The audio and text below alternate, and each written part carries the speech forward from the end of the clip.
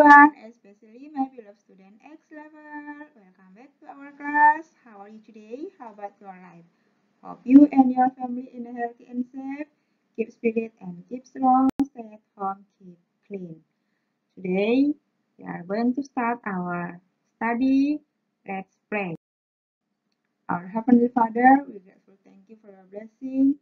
We thank you for your love and we thank you for your kindness. Now we want to study. Please guide and help us so that we can understand our lesson today. In the name of Jesus Christ, we pray to you. Amen. Ini kita masuk ke dalam pembelajaran 4, Tuhan memedulikanku. Pembacaan Alkitabnya dari Yesaya 17 ayat 10, Efesus 2 ayat 1 sampai 10. Tujuan pembelajaran yang harus kita capai dari pembelajaran ini, dari kegiatan pembelajaran, anak-anak diharapkan mampu mendeskripsikan pengertian kepedulian Tuhan. Yang kedua, menjelaskan wujud kepedulian Tuhan dalam aspek kehidupan sehari-hari. Dan yang ketiga, mengidentifikasi tanggapan atau respon terhadap kepedulian Tuhan. Kita baca dulu bersama-sama ayat Alkitabnya ya, dari Yesaya 17 ayat 10. Sebab engkau telah melupakan Allah yang menyelamatkan engkau dan tidak mengingat gunung batu kekuatanmu. Sebab itu sekalipun engkau membuat taman yang permai dan menanaminya dengan cangkokan luar negeri. Teks Alkitab ini ditulis oleh Nabi Yesaya yang ditujukan kepada umat Tuhan yang di dalam penjajahan Raja Asyur saat itu. Mereka sangat menderita, terkekang di dalam peraturan dan hukum serta tata negara yang membuat mereka sangat menderita oleh karena penganiayaan dari Raja Asyur. Tetapi melalui teks ini Nabi Yesaya ingin memberitakan kepada umatnya bahwa Tuhan akan membebaskan mereka dan membawa mereka menjadi bangsa yang bebas dari penderitaan dan penganiayaan. Di sini mengajarkan kepada kita untuk belajar sabar dalam penderitaan karena janji Tuhan pasti akan indah pada waktunya, seperti yang dijanjikan Tuhan melalui Nabi Yesaya kepada umatnya yang berada di dalam penjajahan Raja Asyur. Nah, begitu juga yang diajarkan oleh Rasul Paulus di dalam Efesus 2 ayat 1 sampai 10. Mari kita baca dulu. Kamu dahulu sudah mati karena pelanggaran-pelanggaran dan dosa-dosamu. Kamu hidup di dalamnya karena kamu mengikuti jalan dunia ini. Karena kamu menaati penguasa kerajaan angkasa, yaitu roh yang sekarang sedang bekerja di antara orang-orang durhaka. Sebenarnya dahulu kami semua juga terhitung di antara mereka ketika kami hidup di dalam hawa nafsu daging dan menuruti kehendak daging dan pikiran kami yang jahat. Pada dasarnya kami adalah orang-orang yang harus dimurkai sama seperti mereka yang lain. Tetapi Allah yang kaya dengan rahmat oleh karena kasih-Nya yang besar yang dilimpahkannya kepada kita, telah menghidupkan kita bersama-sama dengan Kristus, sekalipun kita telah mati oleh kesalahan-kesalahan kita, oleh kasih karunia kamu diselamatkan, dan di dalam Kristus Yesus Ia telah membangkitkan kita juga dan memberikan tempat bersama-sama dengan Dia di surga. Supaya pada masa yang akan datang Ia menunjukkan kepada kita kekayaan kasih karunia-Nya yang melimpah-limpah sesuai dengan kebaikan-Nya terhadap kita di dalam Kristus Yesus. Sebab karena kasih karunia kamu diselamatkan oleh iman, itu bukan hasil usahamu, tetapi pemberian Allah, itu bukan hasil pekerjaanmu, jangan ada orang yang memegahkan diri. Karena kita ini buatan Allah, diciptakan dalam Kristus Yesus untuk melakukan pekerjaan baik yang dipersiapkan Allah sebelumnya. Ia mau supaya kita hidup di dalamnya. Teks ini diperuntukkan oleh Rasul Paulus kepada orang-orang Yahudi yang belum mengenal Kristus saat itu. Mereka hidup dalam dosa dan ketidaktaatannya. Sebagai bentuk kepeduliannya, Tuhan melalui surat ini yang ditulis oleh Rasul Paulus mengingatkan orang-orang Yahudi bahwa mereka harus meninggalkan kehidupan yang penuh dosa untuk hidup dalam ketidaktaatan. Penulis surat ini, Rasul Paulus meminta orang-orang untuk hidup memberikan tanggapan yang positif terhadap kepedulian Tuhan dan juga mengingatkan kita orang-orang yang percaya pada masa sekarang tentang bagaimana kita merespon terhadap kepedulian Tuhan kepada kita, yang bagaimana kita juga hidup di dalam dosa, tetapi Tuhan membebaskan kita dari dosa. Lalu bagaimana kita menunjukkan kepedulian kita kepada Tuhan? Apa itu peduli? Mari kita. Apa itu peduli? Peduli itu dari bahasa Jerman itu adalah Salvion. Kemudian dalam bahasa Inggris care, kemudian diterjemahkan ke dalam bahasa Indonesia di dalam KBBI, Kamus Besar Bahasa Indonesia itu peduli, yang artinya tindakan seseorang mengindahkan, memerhatikan, serta ikut campur dalam kehidupan orang lain. Nah, lalu kepedulian Tuhan itu apa?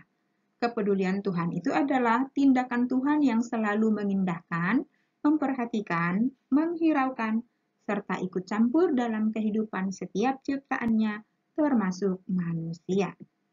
Memedulikan itu merupakan wujud kasih agape, yaitu kasih Allah kepada manusia, dan merupakan tritugas gereja.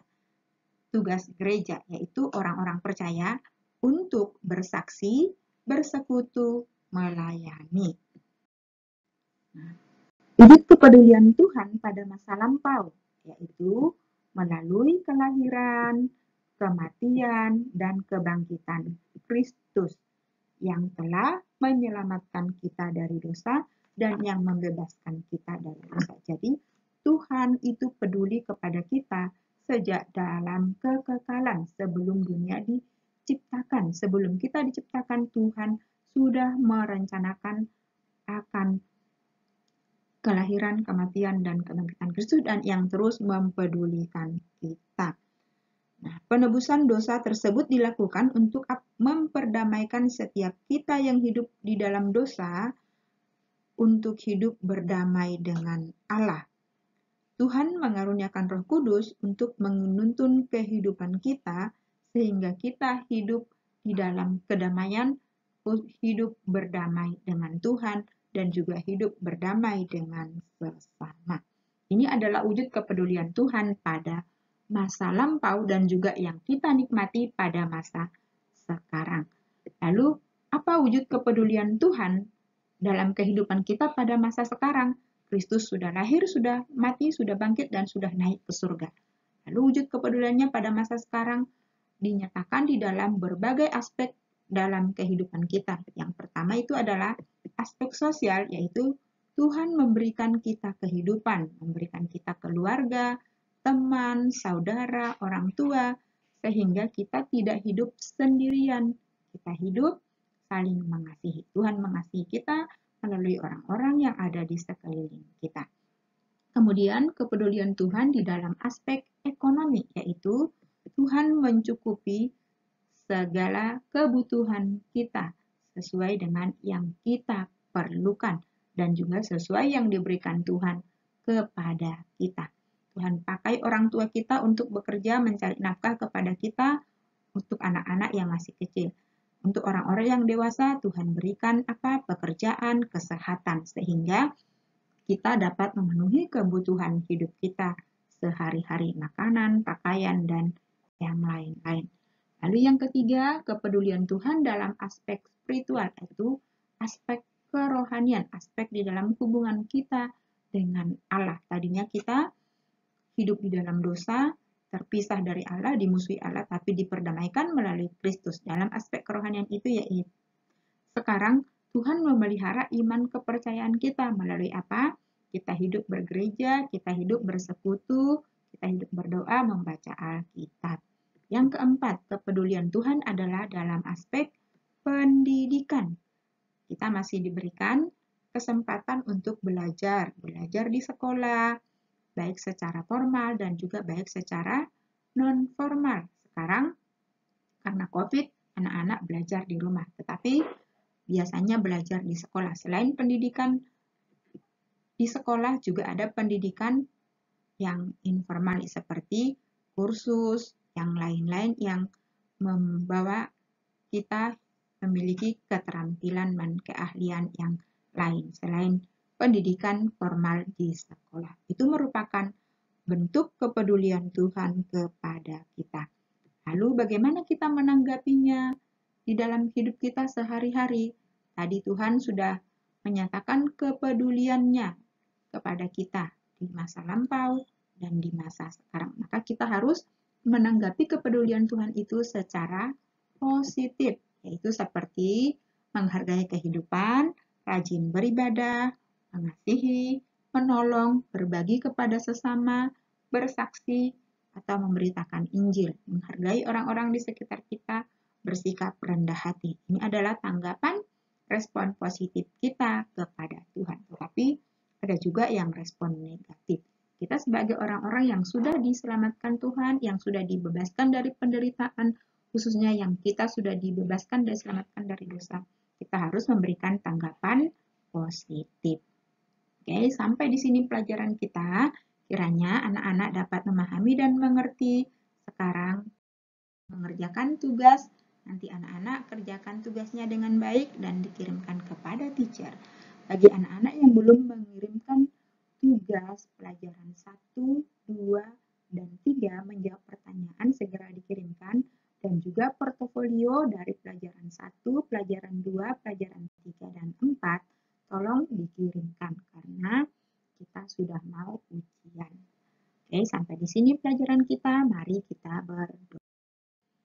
Our Father in heaven, we thank you for your blessing, thank you for your kindness, thank you for your love. Now we have done our lesson today. Please help us to keep our mind and apply what we learned today. In the name of Jesus Christ, we pray to you. Amen. Okay, bye-bye. Thank you for your attention. See you next time.